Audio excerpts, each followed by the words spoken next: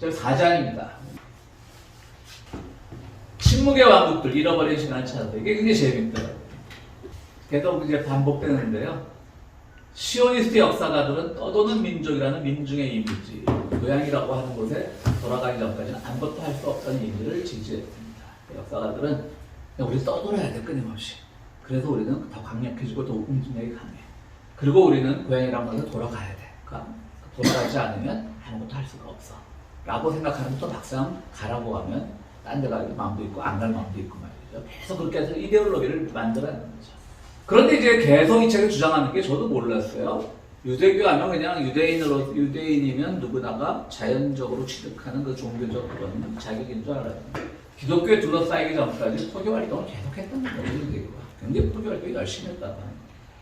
그리고 유대교가 닿은 지역의 문화는 대체로 부족사회 국면에서 조직된 국가로 이행하는 단계에 있었다는 거죠. 그래서 여기서 이런 생각을 해봐요. 일신교가요. 지난주에도 한번 말씀드렸지만 우리가 그냥 상투적으로 뭐 배타적인 뭐 일신교, 기독교의 뭐 배타성으로 인한 폭력성 이런 거 많이 뭐 이쪽 열린 자칭 진보적인 교회들을 많이 하는데요. 그냥 쉽게 얘기해서 그냥 포스모더니즘과 모더니즘의 차이라고 생각하면 돼요. 그러니까 이데아를 시작으로 하는 쭉 해결까지 이어지는 뭐 해결의 절대 정신이 이어지는 그 하나의 원리를 따지는 거냐, 아니면 포스트모더니즘처럼 많은 원리를 따지는 거냐 라고 하는 데서 하나의 원리를 따지는 사람들은 뭐 폭력적으로 나타날 수도 있겠지만 하나만 진리이기 때문에 오히려 더 포용적일 수 있는 거죠. 더 관대해질 수 있는 거예요. 저는 그렇게 생각을 해요. 그래서 저는 지난주에도 말씀드렸듯이 저는 그런 종교 다원주의자라는 걸 별로 그렇게 좋은 호칭이라고 생각하지 않는데, 그러니까 부족사회 국면에서 조직된 국가로 이행하는 단계에서 유대교가 포교가 쉬웠던 것은 이 다원주의 종교사회는 할 일이 많아요. 절기 때마다 신들 다 섬겨야죠. 먹고 살아야 되는데 얼마나 많은 신 섬겨야 되는데, 정책을 펴는 정권을 가진 사람들 입장에서는 이 율신교가 되어버리면 일단 의례가 줄어들 거 아니야. 한 신만 섬기면 돼. 한 놈만 패는 것처럼 한 신만 섬기면 되는 거예요. 그렇죠? 그러니까 일도 간단해지고 더 국민 통합하기도 쉽고 더 사상적으로 많은 이론들을 생산할 수도 있는데, 뭐 1월에는 무슨 축제야, 2월에 무슨 축제야, 얼마나 골치 아프겠어요. 그러니까 오히려 부족사회보다는 조직된 국가로 이행하는 단계에서 유대교의 포교가 심했다는 거죠. 잘 됐다는 거죠.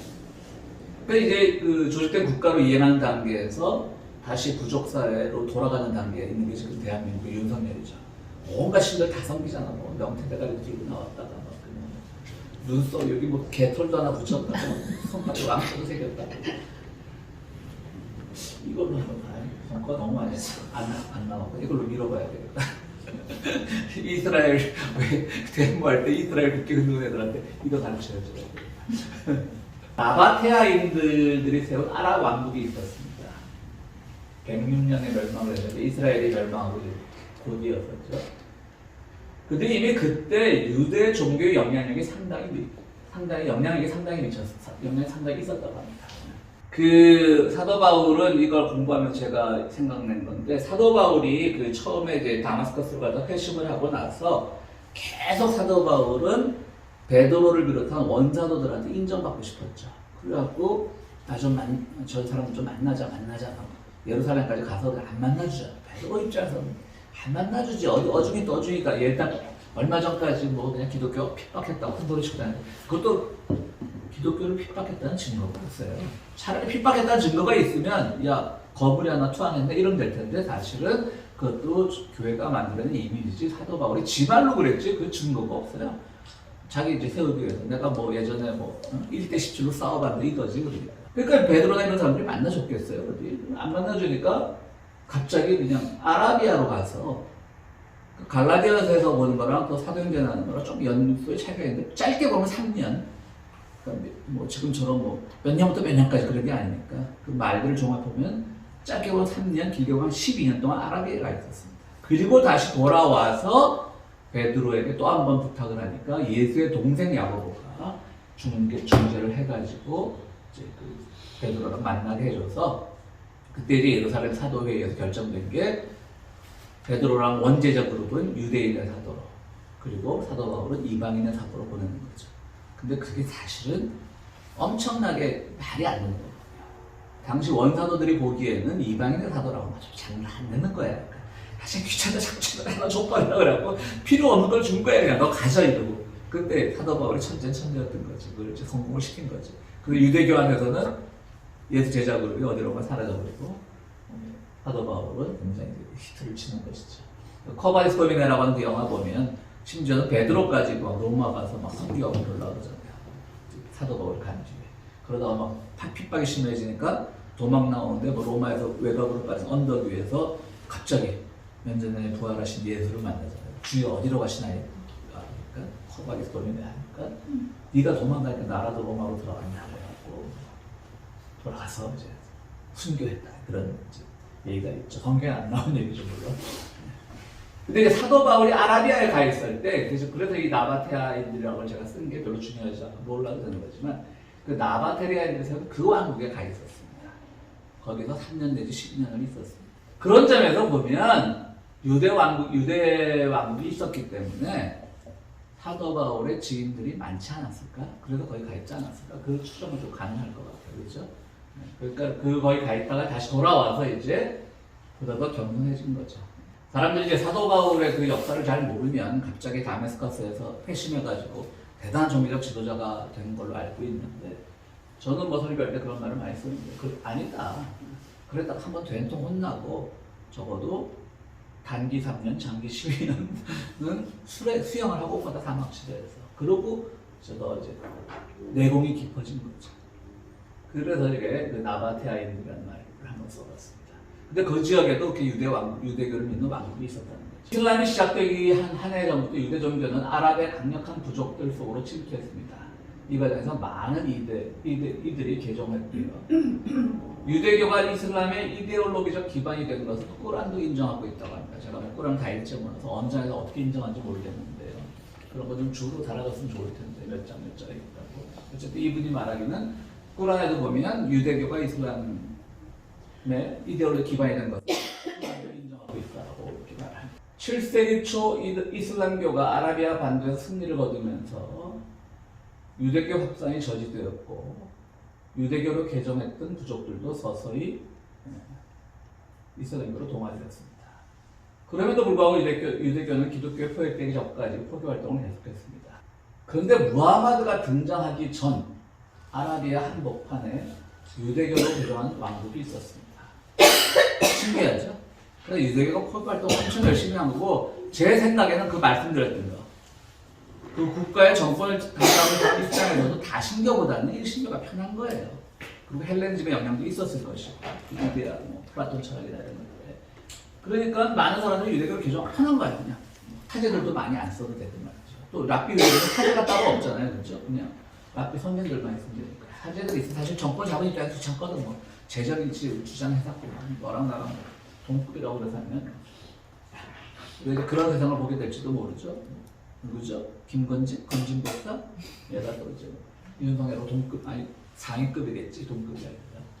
그런 세상이 오지 않기를 바라고 좀 안 온다고 확신하고 있습니다. 근데 그게 바로 지금의 예멘이라고 합니다. 예멘 지역. 아라비아의. 예멘에 해당하는 지역에는 로마군이 주둔하고 있었고 헤롯도 여기에 병력을 지원했다고 합니다. 로마의 주둔 식민지 상태였기 때문에 그때 뺐겠죠. 지금 미국이 평화유지군 보내야 되는 거죠. 근데 이 지역에 힘야르라고 하는 부족 국가가 있었다. 부족이 지배하는 그런 나라가 있었다고 합니다.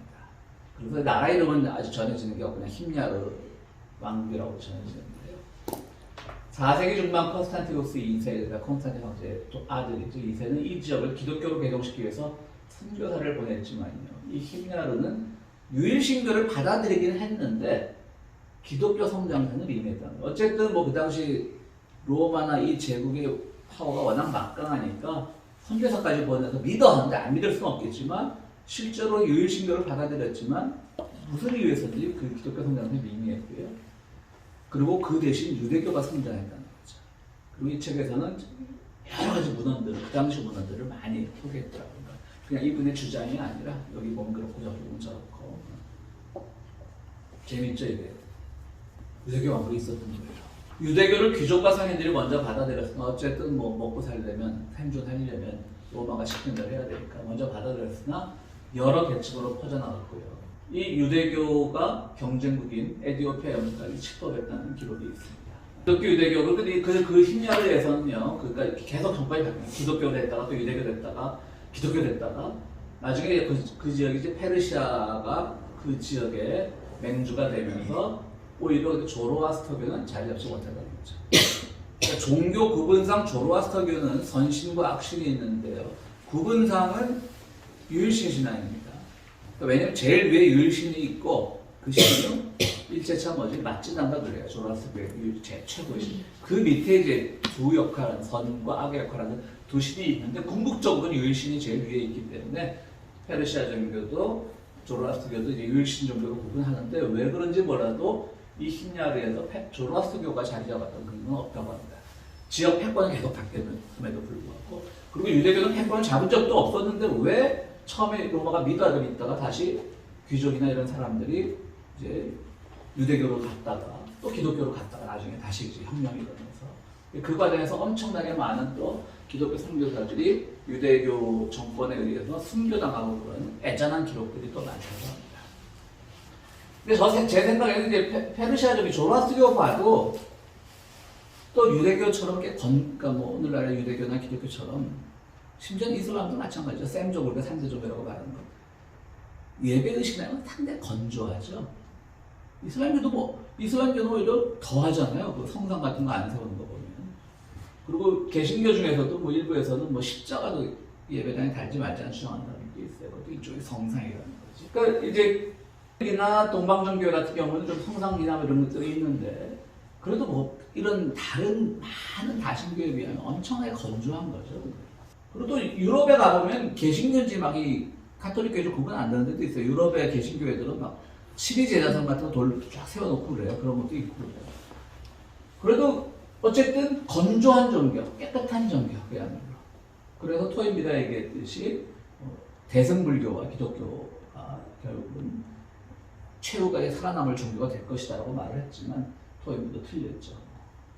욱적욱적해야지 교회가 장사가 됩니다. 하여튼 그런 조로아스터교도 뭐 화려해요. 의례도 많고 지금도 뭐 유튜브 같은 거 보면 조로아스터교 그런 의례 같은 거 나와요. 근데 그런 것들이 종교에 저는 뭐 필요는 할 수 있다라고 보는데 한두 번이지 그냥 너무 그러면 저는 짜증날 것 같아요. 그리고 이제 마음에 드는 유대교인이든 기독교인이든 개종시키지 말라고 명령을 했죠. 멋있는 사람이에요, 뭐 봐도. 유대 왕국이 존재했다는 사실은 19세기에도 알려져 있었습니다. 베런, 지난주 공부할 때 베런이라고 하면 왜 서구에서 날라온 뭐 시오니스트가 이게 미국 쪽에서 활동하던 시오니스트 학자였습니다. 베런도 예멘의 유대인 선조들이 기독교도들을 가혹하게 다룬 것을 정당화시켰습니다. 이 말은 무슨 말이냐면 유대 왕국이 존재했다는 사실은 19세기도 알려져 있었고요. 그 중에서도 또 예멘의 사실을 깊숙이 베런도 알고 있었기 때문에 당시 유대인 선조들이 기독교인들 막 순교하게끔 학살하고 막 그런 걸 많이 했다는 거죠. 저도 처음 알았죠. 기독교들이 뭐 로마한테나 당하지 않는데 유대교인들한테 많이 당했던 거죠. 근데 그걸 정당화시켰다는 거죠. 그래서 우리가 흔히 서구사회에서 유대인들이 참 뭐 예술을 뭐 십자가에 못 박힌 민족이라 해서 뭐 참 아우슈비츠의 이론적 배경도 됐지만 그게 이런 것들이 이제 유러피안들의 잠재의식에 박혀 있으니까 히틀러가 그런 것들을 했을 때 잘 먹혔던 것 같아요. 저것들은 우리 선조들 보면 말로 아니라 실제로 역사가 증명해졌으니까. 그런데 그것도 베런이라고 하는 사람 그것도 정당화까지 시킨다. 그런데 왜 19세기에도 알려져 있었다는 말은 뭐냐면 그동안 계속 그런 연구들이 되었고 19세기에 그러니까 이 시오니즘 역사가들이 막 이제 우리 유대인 최고야라고 하는 그 논리를 개발할 때 이들도 알고 있었다는 건데 이 얘기를 안 했다는 거죠. 그 말을 이제 너무 제가 축약으로 써놓으니까 그런데 그 말이에요. 자꾸 이렇게 당연히 그럼 시오니즘 최고 하려면 이거 당연히 들어가야 되는데 안 했다는 거죠. 왜? 에스더 부정한 이유는 유배를 강조해야 되기 때문에. 야, 니네도 제국이잖아. 니네랑 아무런 피도 안 섞인 민족에 가서, 나라에 가서, 유대교 왕국을 건설해서 니네도 제국인데 니네가 왜 유배당했냐. 이게 말이 안 통하잖아요. 그러니까 그 시오니스트 학자들이 이런 것들은 역사를 부정했다는 거지. 좀 이상하죠. 우리 같으면 더 자랑해야 될 것 같은데. 수메르도 우리 땅이고 말이야. 공자도 한국 사람, 저도 고조선 사람이고 한자도 우리 글자고 뭐 이런 거 강조해야 될 것 같은데 유대인들은 그냥 유배를 강조하다 보고 오히려 이런 역할을 부정했다는 거죠. 그리고 랍비 유대가 아니었을 것이야 라고 말한 사람입니다. 카라이트 유대교라고 또 몰아붙인 사람도 있었대요. 그런데 이제 연구에 따르면 랍비 유대교가 맞아요. 히미아르 제국에 있었던 왕국에 있었던 유대교는 카라이트 유대교가 아니라 랍비 유대교가 맞는데 일부 학자들은 아니야 걔는 우리 유대는 아니야 카라이트가 이단들이야 이제 이런 거죠. 그리고 또 일부에서는 이제 이건 이제 그 히미아르를 부정하기 위해서 만들어 주장하는 사람들의 이론입니다. 그들이 유대교를 받아들인 것은 맞지만 그 히미아르 족속 애들은 다 개종했고 나중에 끝까지 유대인들의 신앙을 유지한 건 우리 유대인들 뿐만이야 라는 주장들도 많았다고 합니다. 지들만 이제 나하고 섞이기 싫은 거지 어쨌든 그 혈연적 아무런 관계도 없다고 주장합니다. 이거 주장입니다. 바빌론으로 유배를 떠난 것이 아니라 남부 아라비아, 그러니까 예멘 지역으로 갔던 거야. 거기서 우리 유대인들이 그 손을 놓은 게 히미아르 왕국이 된 거야. 이런 주장도 있었던 겁니다. 그렇죠? 자랑스러운 역사일 것 같은데 그렇게 부정하기 싫어서 온갖 이론을 만들어내는 거예요. 또 우리 구약에 보면 솔로몬을 찾아가서 솔로몬이 지혜의 왕이라 해서 시바의 왕이라고 보잖아요. 그렇죠? 그래서 막 지혜를 얻고 돌아가는데 돌아갈 때 유대인 신하가 같이 이제 보냈다고 합니다. 그 시바 편에 자기들의 문물을 전해주기 위해서. 그래서 그들이 이제 바로 그 시바의 왕과 함께 돌아갔던 그 유대인 신하들이 예멘 유대인의 시조다 또 이렇게 어쨌든 히미아르는 유대인이라고 하는 거죠. 그러면 시바가 가봤자 몇 명 왔겠어요. 엄청나게 번식력이 좋은 사람들인 거지. 왜 뿌듯해하세요? 아니 우리 공씨 집안도 한 명이 와가지고 고려시 때 지금 5만여 명이 한국에 있거든요. 근데 그걸 뭐 번식이 좋다고 자랑할 건 아닌 것 같은데. 부자였나 보지. 노비들이 많았나 보지. 노비들 풀어주는데 다 공시 줬나 보지.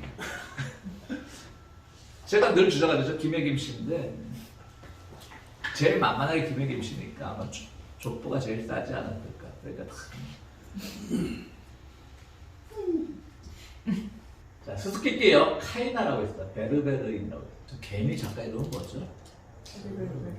베르나르.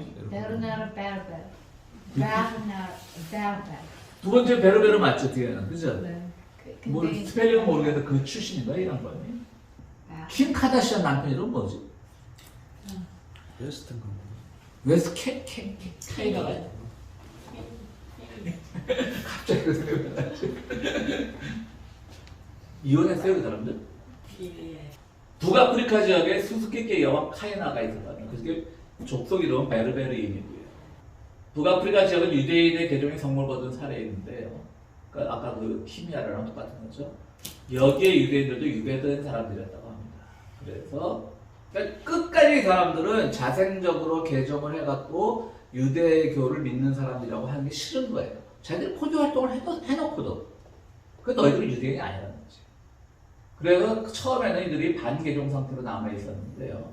이제 이걸 다시 베르베르 얘기하기 위해 조금 근본적인 얘기를 하는 겁니다. 처음에 사도행전 같은 데 보면요. 처음에는 반개종 상태로 유대교나 기독교로 넘어간 것이 아니라 반개종 상태로 넘어가 불리는 사람들이 있습니다. 이들을 하나님을 경외하는 사람이라고 불렀는데요.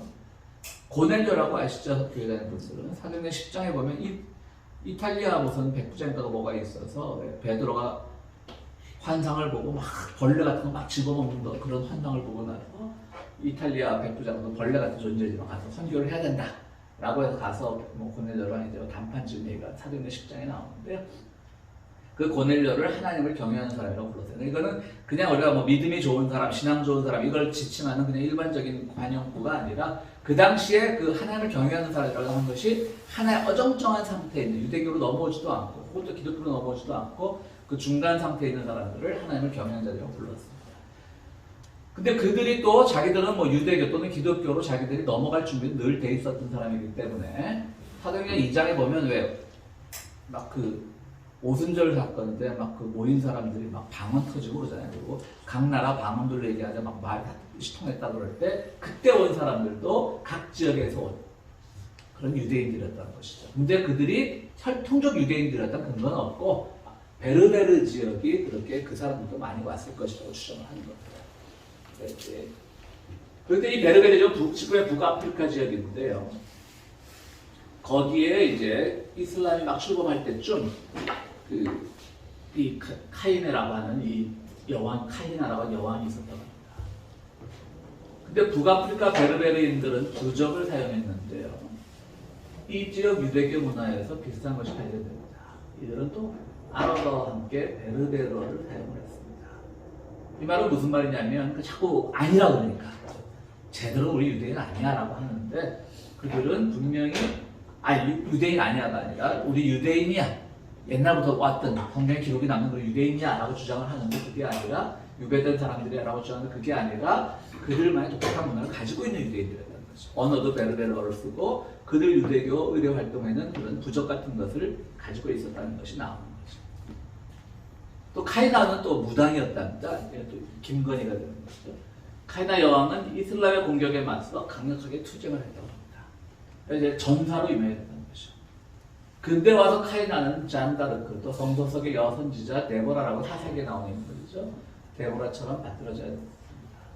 그러나 카이나는 인종적으로 유대인 이어야만 했던 것이죠. 이스라엘 시오니스트 역사가들에게는. 그래서 또 그들은 논리를 만들어냅니다. 본래 게라족이라고 하는 유대인족이 있었다고 합니다. 근데 요시아 왕 때 남유다의 왕이었죠. 이집트로 유배왔던 유대인의 후손이 카이나라고 얘기합니다. 방점을 찍어야 된다. 방점이 아니라 아침표 찍어야 된다. 그러니까 요시아 왕 때 이집트로 유배 갔다가 흘러 다 북아프리카 지역이니까 이집트든 뭐 그쪽 뭐 카르타고니나 북아프리카 지역이니까 그러가서 이제 베르베르인이 됐다는 거죠. 카이나가. 그래서 그 후손이 카이나라는 거예요. 그런데 이 저자는 또 아니라는 거죠. 왜냐하면 카이나의 남편들은 또 굉장히 왕성한 여인이었던 것 같습니다. 남편들은 베르베르인이었고 그 중에는 그리스 사람들이 있었습니다. 카이나가 정말 유대인이었다면 이것이 그 유대인문에서 쓰는 말인지 이분이 쓴 건지 약간 비아냥으로 썼는지 모르겠는데 코셔라고 이제 왜 정결한 음식 유대인이라고 코셔라고 하는데 이분이 코셔 유대인이라는 말을 썼더라고요. 그러니까 카이나가 정말 코셔 순수 혈통의 유대인이었다면 할례 안 한 남자들을 남편으로 맞았을 리가 없다라고 그렇게 얘기를 하고 있습니다. 그러니까 유대인이란 근거는 아무것도 없는데 억지로 유대인을 만드는 거예요 지금. 북아프리카에서 그렇게 이슬람을 상대로 영웅적인 투쟁을 하고 전 국민이 유대교로 개종을 한 그런 나라가 있었는데 말이죠. 그러니까 대국도 인정을 안 한 거죠. 아까 힘야로 왕처럼요. 세파르드, 그러니까 그 스페인, 북아프리카 쪽 유대인들을 세파르드라고 하잖아요. 유대인은 아랍인, 베르베르인, 유럽인의 후손으로 구성되어 있다. 유대교로 개종한 사람, 구성되어 있으며 유대교로 개종한 사람들이다라는 주장을 텔아비브 대학교 파울 백슬러라고 하는 사람이 이렇게 반시오니스트적 주장을 하고 있습니다. 모든 사람들이 다 유대인이라고 우기는데 아니다. 세파르드, 스페인이나 북아프리카 유대인들은 아랍인, 베르베르인, 유럽인의 후손으로 구성되어 있고 그들은 후대에 유대교로 개종한 사람들이다. 라고 이제 텔아비브 대학교 이렇게 양심적인 말을 하는 사람도 있네요. 반시오니스트적인 주장을 하는 겁니다. 그리고 그 세파르드 유대인들의 그 문화를 보면 문화적인 특징 중에 베르베르적인 게 굉장히 많다고 합니다. 아까 말했던 뭐 부적이나 이런 것들 그런 게 굉장히 많다고 하고 뭐 스페인들 가보신 분들은 아시겠지만 또 독특하죠. 뭐 그 아람브라 근처에 그 마을 가보면 그냥 거리 이름이 하나는 그냥 이슬람식 이름이 있고 하나 또 유대적 이름이 다 섞여 다른 거예요. 그러니까 그런 것들이 이제 오히려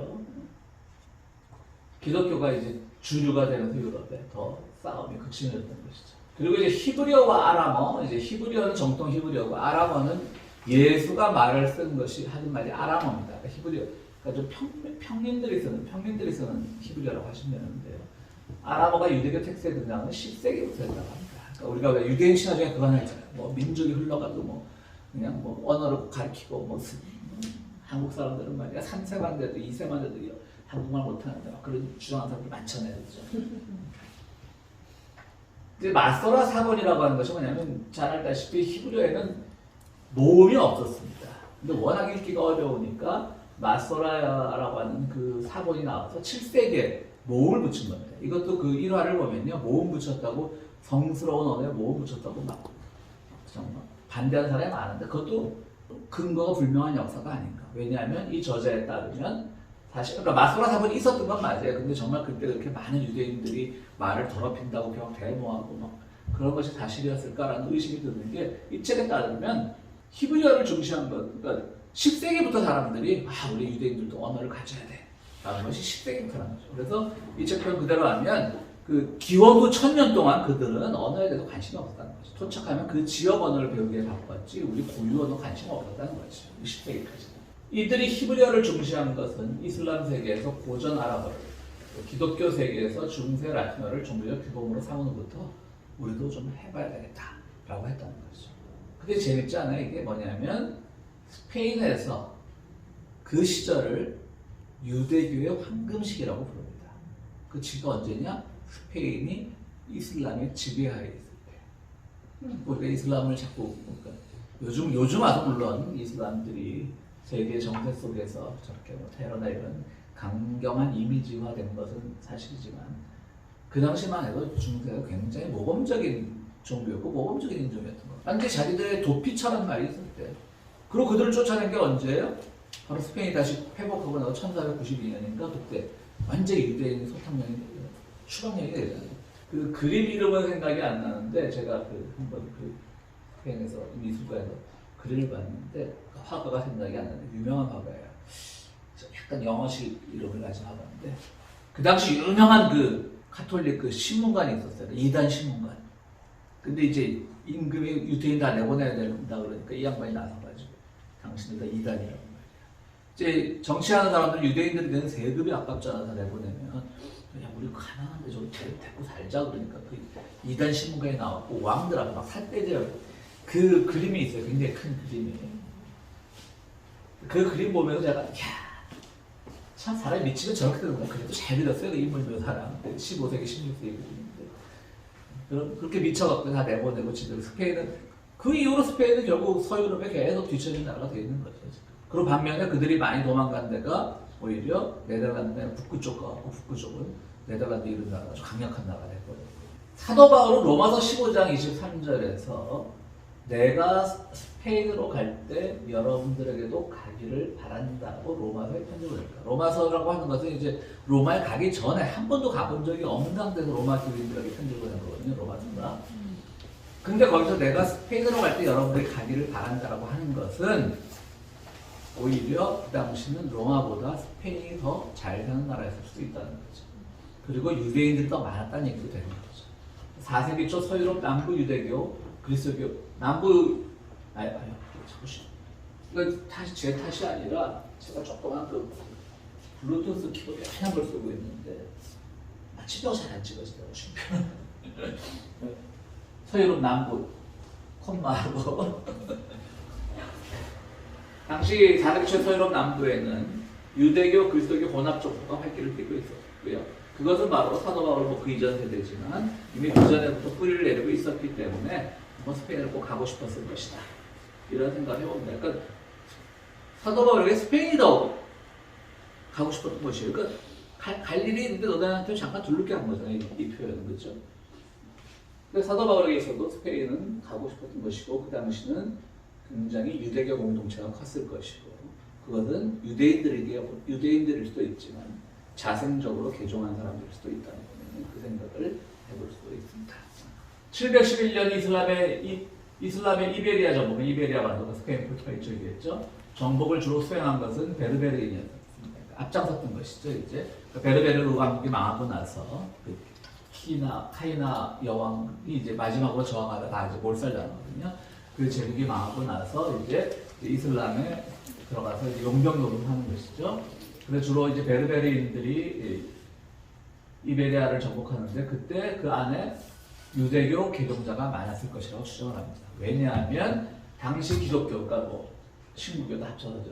기독교 문헌들에는 유대인들의 배신 행위를 비난하는 내용들이 많다고 합니다. 같은 셈족이면서도 이럴 수 있어 이런 거죠.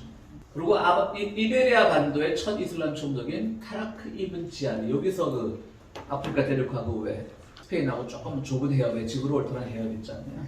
그 말이 이 사람 이름에 이제 유럽식 언어라고 합니다. 지아드도 유대교를 받아들인 네포카 부족 출신의 베르베르였다고 합니다.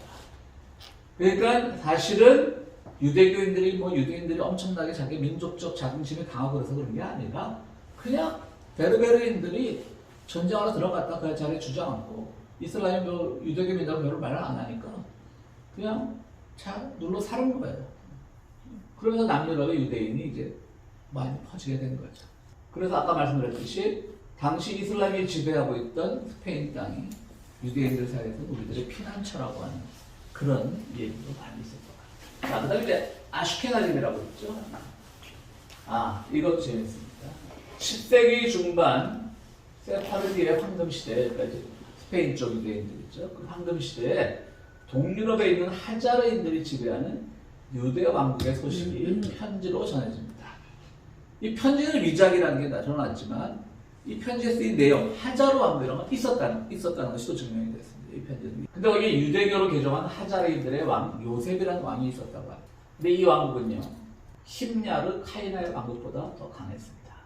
잠깐 여기서 쉬었다가 하면 한 13세기 그때 그 징기스칸의 손자가 왜 중국 데려오고 하잖아요. 그 쿠빌라이 그게 지금 넷플릭스에 그 마르코 폴로라는 거 보셨어요? 네? 재밌죠? 적당하게 야하고 그 넷플릭스에 마르코 폴로라는 게 있는데 굉장히 재밌더라고요. 거기 본 게 마르코 폴로의 그 이야기를 다 극화한 건지 아니면 그냥 제목만 마르코 폴로고 그것을 뭐 각색했는지 그건 잘 모르겠는데 거기 보면 사제왕 요한이라고 하는 그야말로 그건 가상의 인물인데 당시 유로피안들이 워낙 징기스칸에 점령하고 그러니까 그 중앙아시아쯤에 사제왕 요한이 세운 나라가 있다라고 하는 전설이 전해집니다. 사제왕의 프리스트 중에 킹 오브 프리스트, 그러니까 제사장의 왕이라는 뜻이죠. 그리고 조한, 그러니까 프리스트 존이라고 하는 전설이 내려와 있는데요. 거기 보면 이제 그 징기스칸 손자 중에 하나는 쿠빌라이에게 덤비다가 죽임을 당하는데 그 사람은 교황편이었어요. 그러니까 기독교인 징기스칸 파였지. 그 사람한테 이제 누가 물어봐요. 그 쿠빌라이가 너 진짜 사제왕 요한을 만났느냐? 그러니까 봤습니다. 제가 직접 만났습니다. 그런 얘기가 거기 나오는데 사제왕 요한은 완전히 정말 없던 얘기였던 거죠. 근데 그건 뭐냐면 그 아타나시우스파가 그 이제 삼위일체 이론 기독교 정통 교리를 확인한 다음에 그냥 네스토리우스니 아리우스니 다 쫓겨나잖아요. 동방으로 가잖아요. 그 중국까지 가서 경교란 걸 만들죠. 그리고 경교가 당나라 때 신라에 들어와서 또 경교 흔적도 있어요. 한국에 신라 시대. 그러니까 그때 가면서 이제 자꾸 유럽이 징기스칸 쳐들어오지 위해서 게르만 내려오지 힘드니까 그냥 동방에서 막 전설을 찾는 거죠. 신화를. 그래서 그런 사제왕 요한이라는 전설이 있었는데 완전히 이걸 공부하다 보니까 그 전설이 여기서 나왔겠구나 생각이 들더라고요. 요셉, 요한. 그래서 이것을 이런 기독교 버전으로 바꾼 것이구나 라는 생각이 들더라고요. 근데 이거는 진짜인 거예요. 진짜 있긴 있었던 거예요. 그 편지는 가짜였죠. 이건 진짜 있었어요. 그래서 이 왕국은 힘야르 카이나의 왕국보다 강했고요. 4세기 훈족과 함께 온 어떤 제국이 출현하는데 13세기 몽골의 침략으로 끝이 났습니다. 이 훈족과 함께 내려왔던 어떤 부족이라는 내려가는 것 같은데 어쨌든 그 지역에서 이런 하자르 제국을 만들었던 거예요. 이 책의 저자가 하자르 제국이라고 표현했어요. 제국이 맞거든요. 하자르 제국을 만들어서 그것이 바로 유대교, 또 유대왕국, 유대제국. 그러니까 몰랐죠, 이런 거. 재밌죠. 유대왕국 곳곳에 퍼져 있었던 거예요. 하자르인들은 그 당시 슬라브족 잡적인 스키타이하고 섞인 부족이기도 했고요. 우리 한국 세계사시는 한으로 배우는 한이죠, 칸. 그 위대한 칸으로부터도 인정받았고요, 하자르 왕국은. 동시에 또 7세기형 결혼 관계로 비잔티움, 동로마 제국과 연결을 맺고, 그러니까 완전히 등거리 연결 잘한 거죠. 몽골 제국하고 연결을 맺고, 비잔티움과 연결을 맺고. 그런데 이제 위작으로 알려진 이 편지에 보면, 이 편지에서 왜 우리가 유대교 왕국이 됐느냐, 우리가 어떤 종교를 국교로 택하고 의논하는 과정에서 기독교의 무슬림, 유대인 학자들이 한 명씩 모여서 브레인스토밍을 했는데 다 얘기를 듣고 나니 유대교를 하자. 내가 최고다. 라고 했던 그런 내용이 있었다고 합니다. 그 편지에. 물론 위작으로 증명됐지만. 저게 진정한 종교다움이죠. 어차피 아무거나 해도 그건 맞으니까. 그렇지. 근데 얘들은 또 한 신을 믿으니까. 그런데 다르죠. 근데 조금 다르죠. 다르니까. 저는 이제 우리 개신교에서도 하느님이라고 쓰는 게 많다고 생각하지만 우리가 버전으로 택하는 성경이 이제 하나님으로 되어 있으면 하나님하고 글을 쓸 때는 제가 책을 쓰면 글을 쓸 때는 하느님이라고 표기를 해요. 이게 표준어법에 맞으니까. 우리 이제 가톨릭에서 하느님이라고 하는데 꾸란에서 하나님이라고 쓰고 있어요. 알라라고. 그래서 알라 신한데 하나님으로 되어 있어요. 한글 꾸란에 보면. 그리고 그 맨 처음엔 꾸란이 처음 번역됐을 때는 그러니까 꾸란은 항상 번역본은 성경이 아니에요. 마치 탈무드가 있는 것처럼 번역본은 해설서라고 그리고 타시프라고 하는데 그러니까 꾸란은 아니죠. 꾸란의 해설서라고 되어 있어요. 한글 꾸란 봐도 제목에. 근데 처음에 그 해설서가 나왔을 때는 알라라고 되어 있었어요. 근데 알라라는 게 뭐 엘로힘 다 같은 어원을 가지고 있는 말이잖아요. 그러니까 다시 개정판은 하나님이라고 해요. 오히려 하나님을 쓰는데 저는 한국 이슬람 무슬림들이라고. 그때 재밌는 얘기는 막 기독교라고 항의했잖아. 우리 하나님 쓰지 마라. 근데 왜 하나님보다 하느님이 더 많다고 생각하십니까? 그러니까 하나님은 문법적으로 맞지 않잖아요. 그리고 뭐 하나님님 뭐 그런 뜻이라고 이제 근본주의자들 우기긴 하는데 하늘림에서 나왔기 때문에 하느님이 저는 맞다고 봐요. 그런데 사실은 자꾸 그 연구하는 사람들이 자꾸 헛소리들을 하는데 일자에서 오히려 가톨릭은 하나님을 썼어. 그러니까 아레아가 변형되면서 또 개신은 하나님을 쓰다가 또 해방 후에는 가톨릭이 하나님이 되고 개신이 하나님이 됐는데요. 다 정치적인 겁니다, 사실은. 예를 들어서 지금처럼 뭐 언론이 많지 않을 때 80년대 한 중반까지 신문에 보면 일요일이 되면요.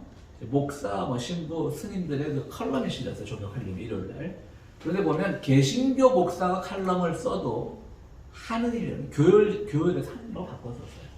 개신교 목사가 하느님으로 썼을 리가 없거든. 하느님으로 바꿨었어요. 근데 그게 언제부터 조중종을 중심으로 하나님으로 쓰기 시작했느냐, 개신교에서. 그게 바로 순복음교회 이런 데가 막 커지면서 광고도 들어오고 그러니까 그때부터 하나님을 써서 하나님이 지금 표준어가 되어버렸죠. 그래서 그 하나님을 또 종교 언어인데 그걸 꼭 표준어 문법적으로 따져야 되냐 말아야 되냐 하나님으로 쓸 수 있다고 보는데 저는 하나님이 편해요. 어릴 때부터 그걸 써와서 그런지 몰라도. 근데 저도 요즘 그런 걸 많이 생각을 하는데요. 이제 목사님께서 하느님이 맞다라고 하실 때는 하늘에 계신 분이라는 거예요. 그러니까 someone who is in heaven. 근데 이제 아무리 기독교일지라는 유대교적 어떤 신에 대한 해석, 특히나 이제 야훼의 부분에 있어서는 일치하잖아요. 근데 야훼라는 뜻이 바로 I am that I am라는 거잖아요. 이제 그런 면에서 접근해 본다면은 하나님보다는 오히려 어떤 보편적 인식 이런 것들을 볼 때 하나님도 그러니까 모든 어떤 생명 또는 이 모든 어떤 그러니까 결국은 우리가 인식 속에서 신도 받아들이는 거고 개성도 받아들이는 거고 해서 저는 어떤 세계가 밖에 이렇게 객관적으로 존재한다기보다는 우리들의 내면에 사이버 월드로서 존재를 하는데 그런 면에서 접근해 볼 때 하나님이라는 것이 그러니까 인식이라는 그 하나에서 모든 것이 태어났다라는 의미로 볼 때 그것이 오히려 더 야훼라는 뜻에도 더 맞아 들어가는 그런 생각이 들거든요.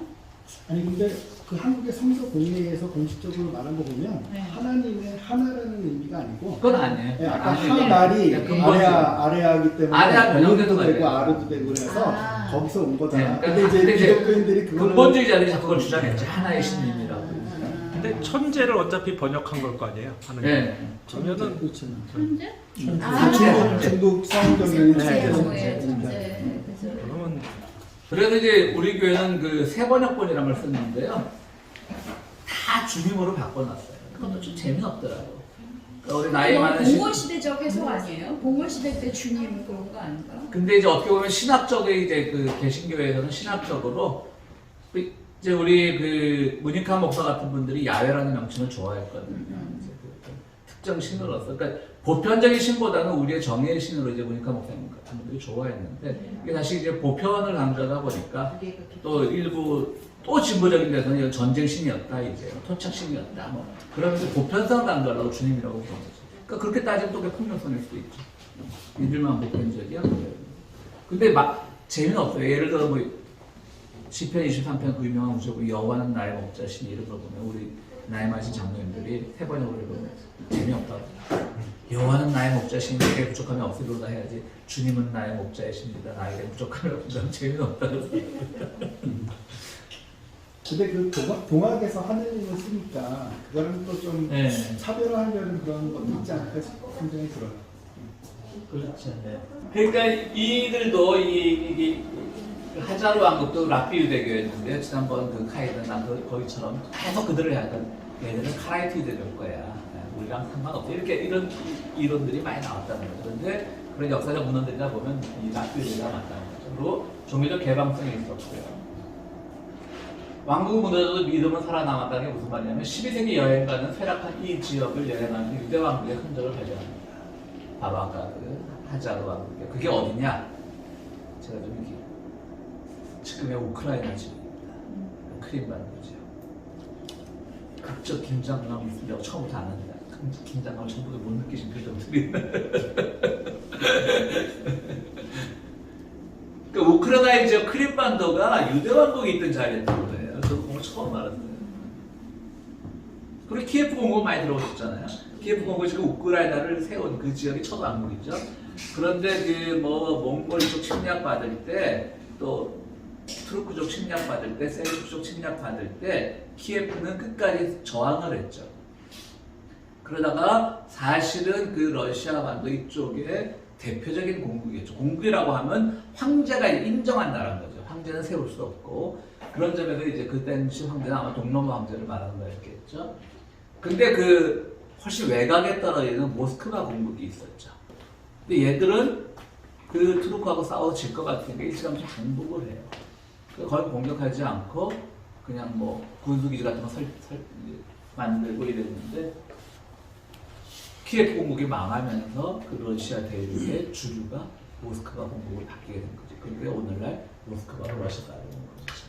키예프 공국은 하자르에 애속된 속국이었으나 10세기에 강성해지더니 하자를 공격했다고 합니다. 그 결국 공격에 성공을 했어요. 왜냐하면 그때 비잔티움과 같이 협동을 했거든요. 키예프 대공이 된 블라드미르 1세는 키예프의 국경을 크림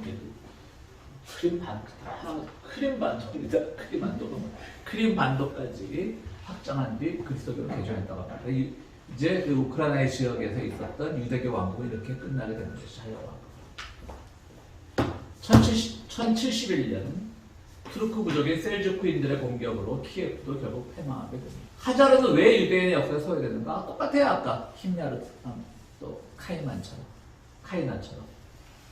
시오니즘 장사에 도움이 안 돼. 우리 계속 핍박받고 유랑한 민족이 되는데 이렇게 잘 나가는 제국이 있었단 말이에요. 유대 제국이.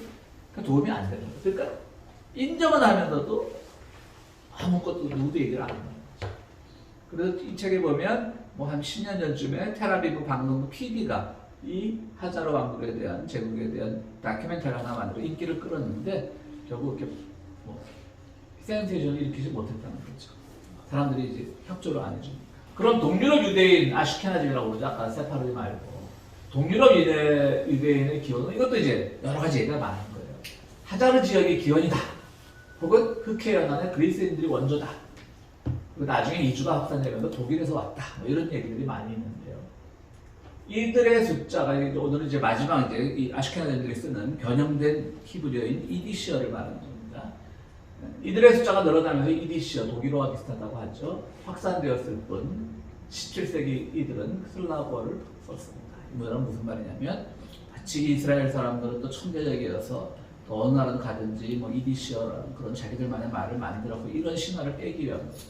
17세기까지 슬라브어를 썼다는 거예요. 그 지역 사람들은. 이스라엘 민족은 쪼개지지 않은 완전한 이스라엘 민중이어야 했기에 그것을 위해서 만역사들이 왜곡되고 삭제된 겁니다. 그러니까 이디시어, 우리는 막 천재적이라 막 말도 만들어. 이런 거 다 거짓말이라고 그러지. 근데 그를 위해서 많은 것들이 왜곡되고 또 자기들이 간직해야, 우리 기준으로 보면 간직할 만한 역사인데 정말 우리가 수메르도 만들고 그랬는데. 그리고 아시케나즘 유대인들은 근데 독일 기원서를 강조한다고 합니다. 그래도 이름도 없는 그런 하자르니 이런 데 출신보다 독일이 낫잖아. 그래도 우리 독일에 있었던 많은 유대인들이 옛날 포로기 때부터 독일까지 흘러 들어와서 독일 유대인들이 기원이다라고 말하고 그것은 아랍 유대인들이 세파르디라고 강조하는 것과 마찬가지라고 하는 것이죠. 아랍 유대인들은 어떻게 보면 정통 그런 서유럽 쪽 사람들이 아닌데 자기들도 다 세파르디라고 불리기 좋아한다는 거죠. 그러니까 출신에 대한 또 그런 것도 있는 겁니다. 러시아 유대인들이 이디시를 쓰는 것을 두고 그들도 독일에서 온 유대인이라는 주장이 정석으로 받아들여지고 있으나 설득력이 없다고 합니다. 무슨 말이냐면 러시아계 유대인들도 이디셔를 쓰고 있다는 거죠. 그러니까 이들도 러시아에서 토착적으로 생겨난 유대인이 아니라 그렇게 생겨날 수도 있는데 독일에서 유대인이라고 이디셔를 쓰는 걸로 봐서 독일에서 유대인이라고 하는 주장이 있다고 하는 겁니다. 그러나 그 말이 왜 나왔냐? 크림반도의 유대인들, 이것도 이제 가설들입니다. 크림반도의 유대인들은 16세기까지 고대 고트어를 사용하고 있었는데요. 이디시어는 오히려 독일어보다 고트어와 비슷하다는 그 가설이 있다고 합니다. 또 한 가지 가설은 14세기 이후 게르만의 상황이 번창하면서 동쪽으로 이주하자 자연스럽게 독일어를 사용하는 계층이 늘어나면서 이디시어를 또 같이 쓰게 됐다는 그 일종의 신분과시요. 나 독어해 이러고 요즘 뭐 동문가 출신들 어떻게 요즘 동문가 출신 뭐 또 한쪽에서 이디시어는 슬라브어 방언인 소르브어와 많이 닮았다고 합니다. 하여튼 그 이디시어에 대한 또 관상도 깨자는 그 말입니다. 이디시어 뭐 자기들 가서 자기들의 언어를 만들고 이런 천재적인 게 아니었다는 거죠. 그리고 오늘 이 4장의 결론이 이렇게 되고 있습니다.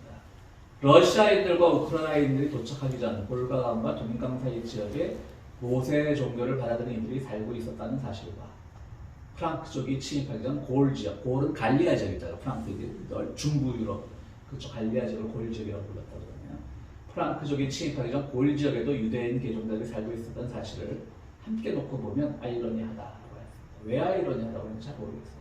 이쪽 저기 이 러시아계와 그 유럽계가 사이가 안 좋았기 때문에 그러나 거기도 각각의 유대 왕국이 있었다는 사실이 그게 아이러니하다는 것 같아요. 그죠?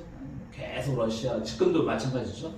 러시아와 지금 이 서부 유럽을 싸우고 있는 거 보면 그런데 따지고 보면 다 유대인이 살고 있었다. 이 말을 놓고 보니까 이 양반이 막 유대인들 근원 기원 없어 민족적 기원 없어 막 까는 것 같아서 슬쩍 이렇게 우리 이런 사람들이라고 말하는 것 같기도 하고 그죠. 이렇게 허전한 표현들.